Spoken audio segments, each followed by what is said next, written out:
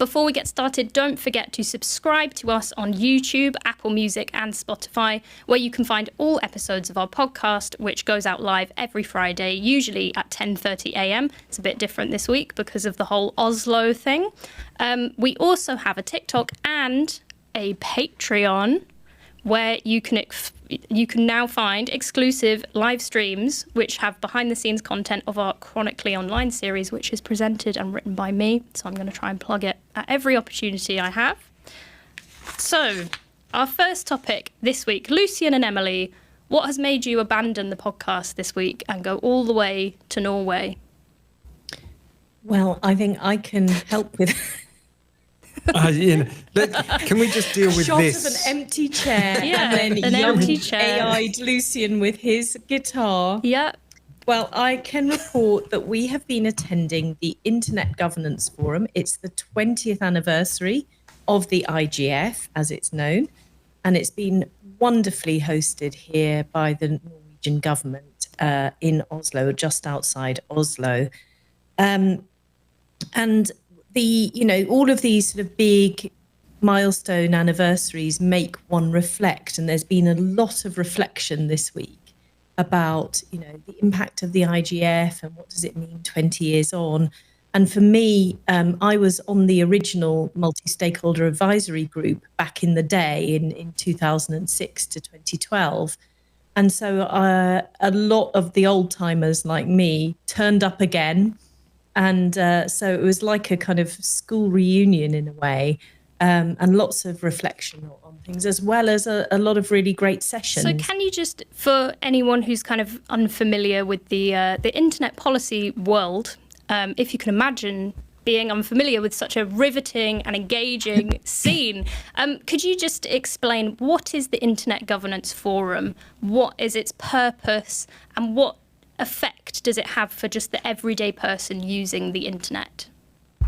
Oh, thanks for that. The Internet Governance Forum was set up under the auspices of the United Nations 20 years ago, and it was really the most tangible outcome of a process called the World Summit on the Information Society, which was held between 2003 to 2005. And its actual founding statute is the Tunis Agenda, paragraph, I think, 72, something like that. And it describes the Internet Governance Forum as a place where people can gather to discuss policy issues relating to the digital environment. But it is not a decision-making forum, and that's a really important aspect of it. It has all sorts of things that are set out in the Tunis Agenda that it can cover. And the main thing to note is that it's got a very, very wide ambit. And actually, because it's, a non-decision-making forum, there's been a lot of a derision of it, really, because it, does the world need another talk shop? And actually, sort of on the one hand this, on the other hand this, not really making your mind up. What's the point of turning up? Because, you're not going to negotiate a treaty if you're not doing something that will definitely lead to a policy change. Why show up? So, Lucian, this year, what is it that you specifically have been doing at the Internet Governance Forum? Yeah, I just wanted to react to what Emily said about the IGF, because I've normally gone along as a bit part player, as sort of Emily's handbag holder, and just sort of I'm interested in the internet governance in general. But I've always found the internet governance is like a band, like Fleetwood Mac meeting backstage, and the guys get together and they all talk to people. And then one of the little roadies, me, says a few words and they're like, oh, he's interesting. Yeah. So it's like a behind the scenes meeting of Fleetwood Mac. Yeah. This year I was there as a principal because I had some technical things to propose to the Internet Governance Forum. And I was actually on a couple of round tables. And in fact, I was asked by the Norwegian government, a really proud moment for me, to present as a keynote, which means you get a free hotel room, you get kind of VIP treatment. And that was absolutely extraordinary. And I just wanted to say, I found the Norwegian government and the Norwegian people actually extraordinarily nice and hospitable people. I sat next to a member of the Norwegian government who helped arrange this. And they were really humbled and really happy to hear it, but they did sort of reflect in confidence with the rest of the world on the internet, seriously, that it was a bit old. We were celebrating 20 years of the IGF, but it was like an old band getting to. Do you mean together. as in like the age demographic of people attending is quite old, or do you mean something else by that?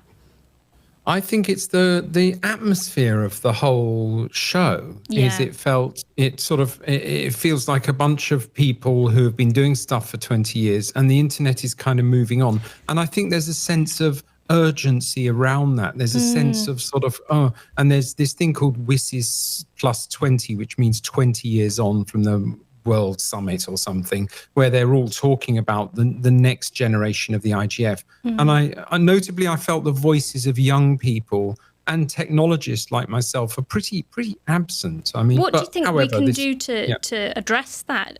How can you make it a more welcoming space for younger people? Well, it's a really interesting question, because we were commissioned by the UK government to do a study on the impact of the Internet Governance Forum, and we published it last March. And one of the major successes of the IGF has been its youth programme, as well as its national and regional IGFs. And, actually compared to a lot of similar kind of movements like the ICANN process or the IETF, where you really do get a sense of an ageing population turning up each time, the IGF has always, to me, felt very inclusive. It's a much more international meeting than those other two processes. You see a lot of people from Africa, from other global south regions, and there's an opportunity for those people to really have their voice. Speaking to people who had negotiated the mandate of the Tunis agenda, the IGF was really put in at the 11th hour, right at the end, and the negotiators, all of the negotiators, were like, "Oh, does the world really need another talk shop?" And actually, it has been the most tangible outcome of the Tunis agenda. However, we're gathering at the point, where a lot of people were in the sky traveling here when the US bombings of Iran happened. The world is feeling very much more of a dangerous place.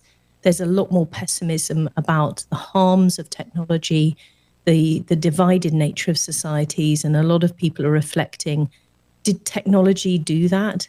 And a lot of us who've been around here for 20 years, we were watching this film, The Last Showgirl, starring Pamela Anderson, last week. And I kept on talking to particularly my female colleagues.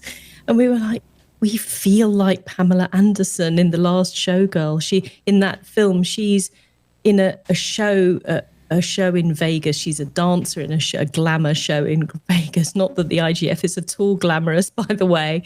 But it's just closing, and she's spent her entire career there. And at the end of it, it's like, it's actually a bit shit. Is it a bit shit? Have we actually saved the internet spent all through this the IGF? time doing this? There's a lot of anxiety about, how did we do?